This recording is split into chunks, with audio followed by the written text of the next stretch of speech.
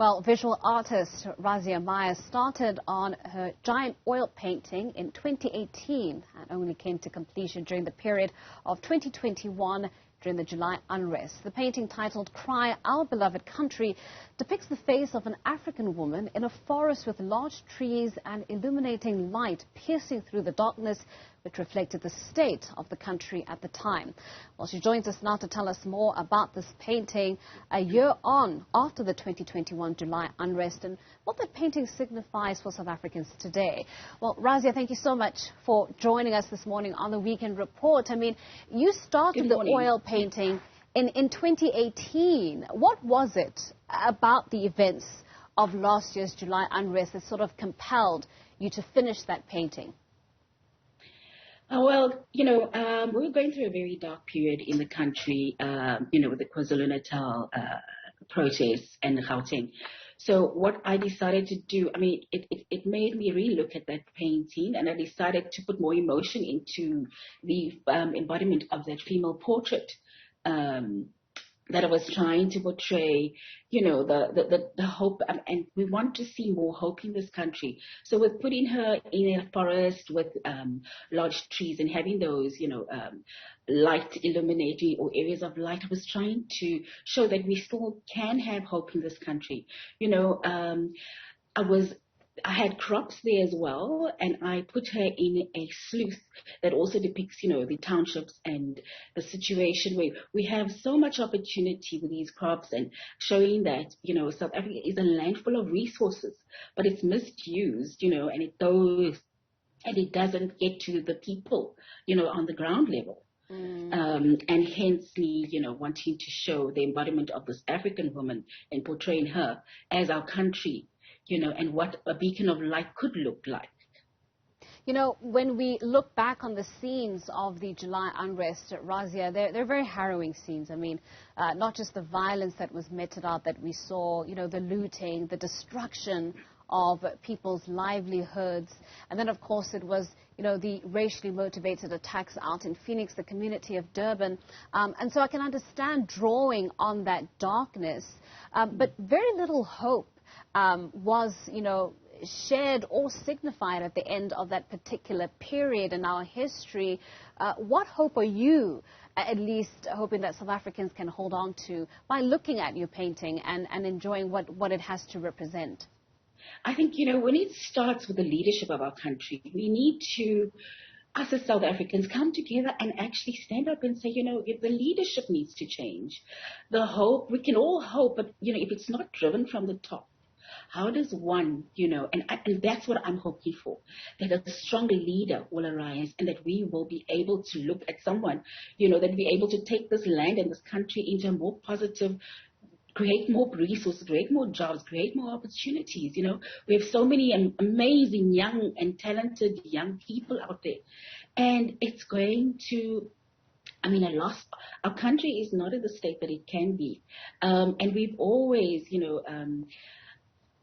we've always thrived, and now we find our state that we had a loss at the moment, and we need to get to the point where we're going to be, driven by people that are more positive, that can bring this country forward, and that, that do not enrich themselves. And that is my hope for our country. I want to believe in that utopia. I want to believe that South Africa will turn the page. I want to have my children still live in this country without me always thinking about getting my child, across. Maybe the opportunities are better. That is not what we want for this country. It's so interesting that the painting itself is also centered around a woman. Talk to us about that. We know that women and children are amongst the most vulnerable groups in our society. They were obviously adversely affected by the riots, but we know that even when it comes to unemployment, when it comes to socioeconomic challenges in this country, women and children are the worst affected. Was that the reason why you felt the need to make the central figure a woman, representative of a lot of issues and challenges that women in this country face? Being female myself as well, I feel that, yes, we need to give more, more opportunities to females. And what is great, is that we're at this point in the world as such, where gender equality is a big issue, and also people have taken a big stance on it. So we're very appreciative that that has happened, across the globe, and that more opportunities are given to women. But we still can do better, that's for sure. I have a female daughter, and she is busy studying, environmental sciences. And it's about, the global warming and environmental issues. Yes, I think we as females are more emotionally, obviously, attached, and we can bring, people to better understand. We are strong in leadership as well. So I think women can definitely make much more of a bigger impact. I think we also could look to more female, leaders as such in our country as well.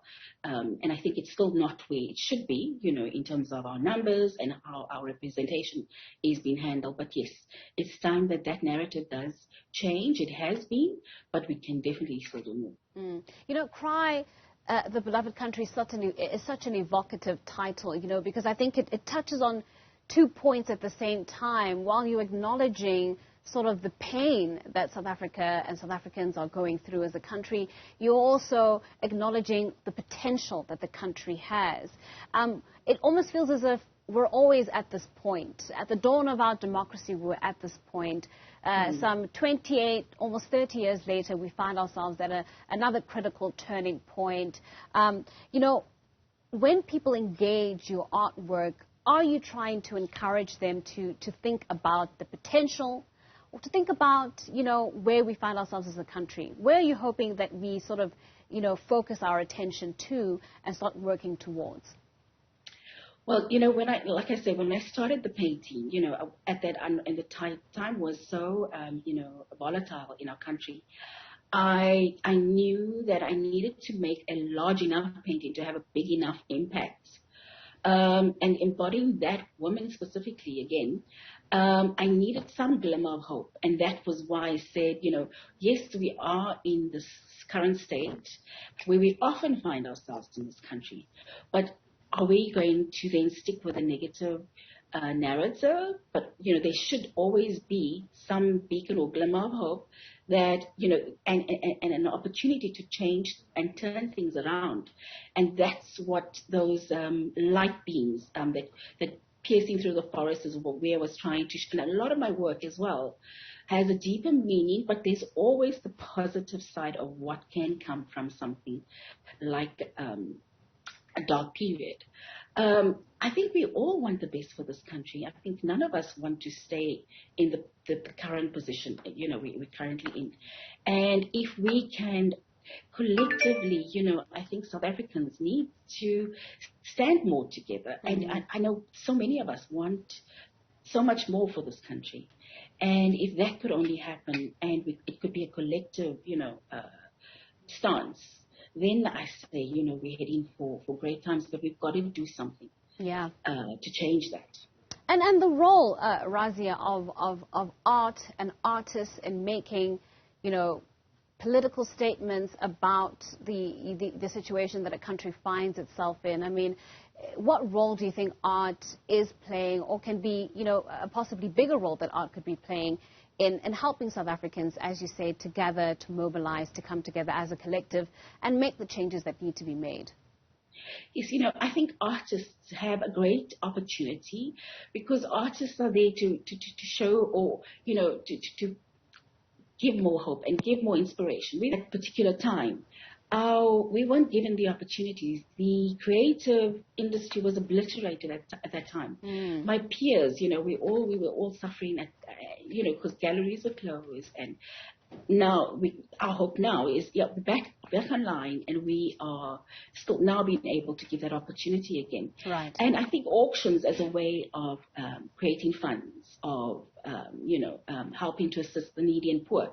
And that's what we did quite a bit during the pandemic, including myself, Right. to try to give to the poor and, auction off that money. And that was a great initiative. And that's always a great initiative, to try and assist and to bring something valuable, Right. By creating some kind of economic relief for the less fortunate.